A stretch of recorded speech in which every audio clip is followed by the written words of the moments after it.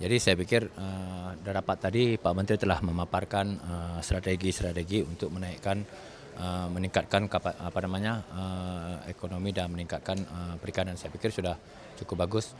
Kendati pun memang kita ada sedikit problem. Semangat yang bagus dari Pak Menteri, semangat yang bagus dari Komisi 4, tapi kita ada kendala besar yang harus kita pahami bahwa sampai hari ini anggaran negara belum berpihak konkret kepada perikanan. Ini yang menjadi perhatian kita, seharusnya harus menjadi perhatian negara, karena anggaran perikanan yang sudah ini sesuai dengan pagu indikatif itu cuma 6 triliun sekian. Bayangkan anggaran APBN itu 2.750 triliun, tapi masuk ke perikanan hanya 6 triliun. Sangat minim. Ini harus menjadi perhatian Pak Presiden, harus menjadi perhatian Menteri Keuangan, harus menjadi perhatian negara, agar bentangan laut dari Sabang sampai Merauke itu yang begitu luas bisa terkawal, terbantu dengan anggaran yang wajar, saya pikir. Maka tadi dari 6 triliun itu Pak Menteri meminta usulan tambahan, maka kami Komisi 4 juga sepakat untuk itu dengan harapan sehebat apapun sebuah strategi, sehebat apapun sebuah program, tanpa ditopang oleh anggaran yang memadai juga akan tidak maksimal, saya pikir demikian. Artinya Bapak melihat bahwa ini kan sebagian besar juga wilayah Indonesia ini merupakan wilayah kelautan ya Pak ya. Namun anggarannya masih sangat minim ini sendiri, apalagi ini juga berdampak kepada masyarakat lain. Benar.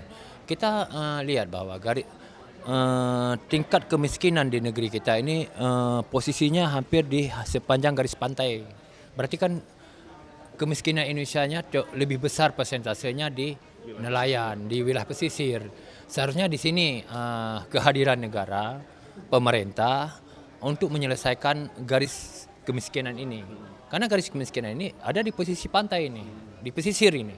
Ini harapan kami di Komisi 4. Pertama tadi kita mendukung penambahan anggaran. Yang kedua kita meminta juga negara memperhatikan bahwa perlu membantu sektor perikanan ini. Apalagi negara kita kan sebagian besar perikanan. Saya pikir demikian deh.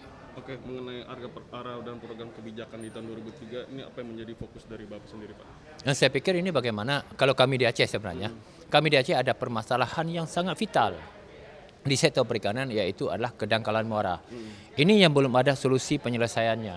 Walaupun tadi Pak Menteri menyampaikan akan menyampaikan kepada PUPR akan bekerja sama dengan PUPR. Tetapi kalau kami di Aceh, terutama di Aceh, mungkin di Indonesia lainnya juga, permasalahan perikanan yang paling problem hari ini adalah kedangkalan muara. Bayangkan rakyat, nelayan, dia harus menunggu pasang baru bisa ke laut.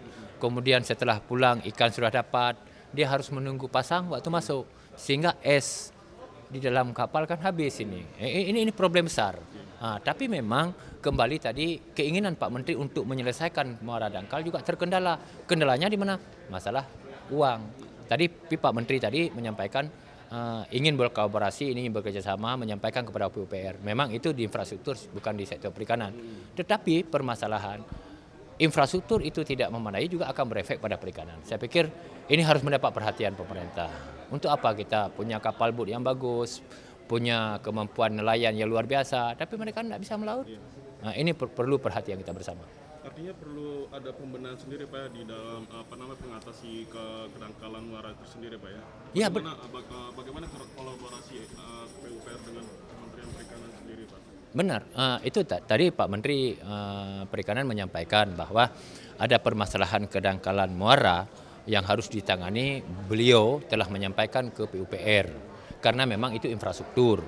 Tapi permasalahan hari ini kan bagi nelayan, kalau itu tidak diselesaikan atau tidak dikerjakan, sehebat apapun kapal bot, sehebat apapun bantuan alat tangkap, mereka kan nggak bisa melaut.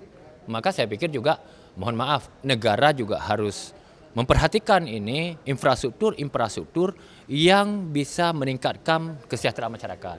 Infrastruktur yang bisa meningkatkan income per kapita masyarakat. Misalnya ini, kita jalan tol penting, tapi infrastruktur perikanan penting, infrastruktur pertanian penting, infrastruktur jaringan air penting.